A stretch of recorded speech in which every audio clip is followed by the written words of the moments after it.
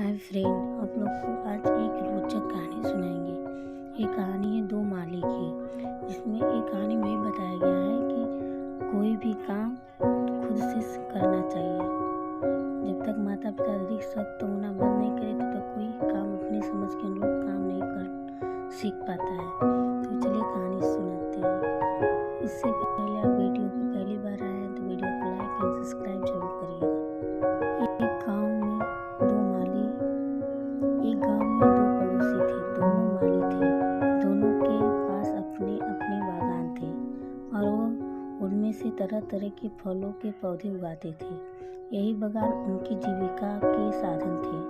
उनमें से एक पड़ोसी बहुत सख्त था और अपने पौधों को ज़रूरत से ज़्यादा देखभाल करता था।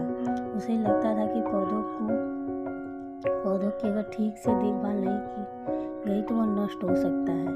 लेकिन दूसरा पड़ोसी को पौधों को प्राकृतिक रूप से विकसित होने देने का विश्वास करता था।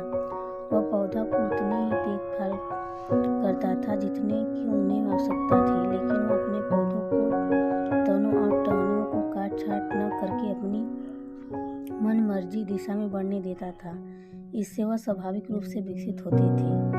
एक शाम बहुत भीषण तूफान आया जिसमें भारी वर्षा हुई। तूफान ने कई पौधों को नष्ट कर दिया।